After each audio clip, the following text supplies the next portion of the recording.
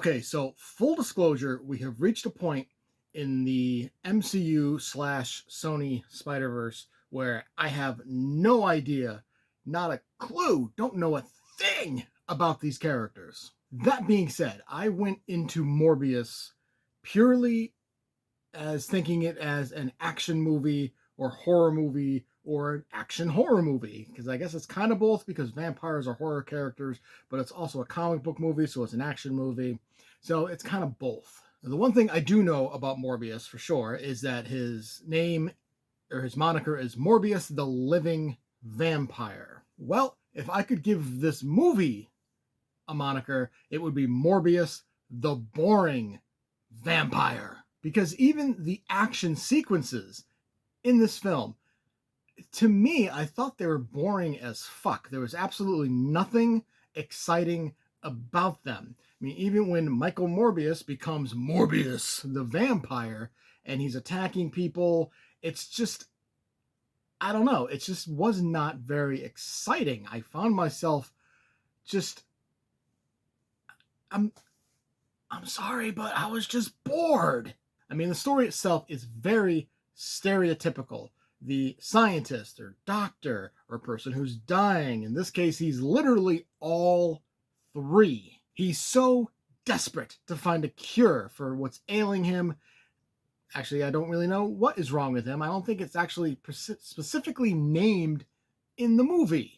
But anyway, he of course does something unethical and dangerous, and it turns him into a monster, and he's fighting with himself, and he's like, oh no, I can't do this because it's gonna kill people. I can only have human blood because fake blood, artificial blood, is only gonna last me for so long. And he's having his own moments, but he has to still save the day because there's another vampire out there who takes the cure, but not really a cure because it turns you into a vampire. Oh my God, this movie was just, I don't even know, man.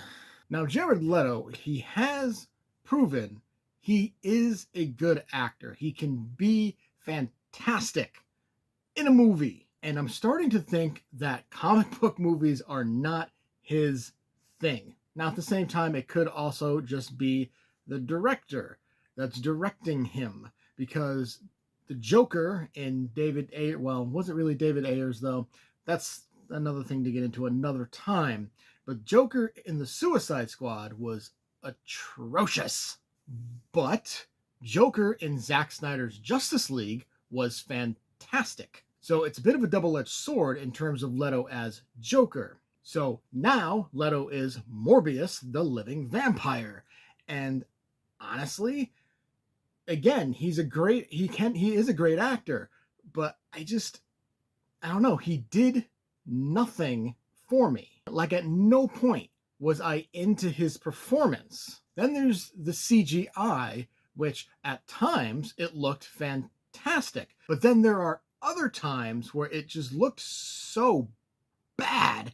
It's like, did you run out of your CGI budget halfway through the movie? Because Leto in vampire form, he looked great. But Matt Smith in vampire form looked like shit.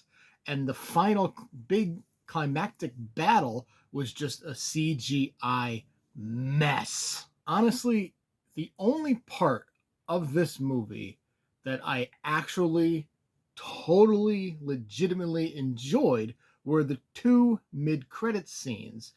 Yes, two in the mid-credits, nothing after the credits, thankfully. Now, it's not a complete spoiler because we know he appears in the movie, but Michael Keaton is in both of them. But to say what he does, that is a spoiler, so I will not say anything. But at the end of the day, in my opinion, Morbius is just an absolute mess. I cannot in good conscience give this an F because, I mean, while it really is not a good movie, it expands on the Spider-Verse, which Sony desperately needs because that is all they have left of Marvel. So they need anything involving Spider-Man to succeed. So they expanded the Spideyverse quite a bit here, especially with the second of the two mid-credit scenes and what might happen. And with a Spider-Man name drop, which Spider-Man are we actually going to get?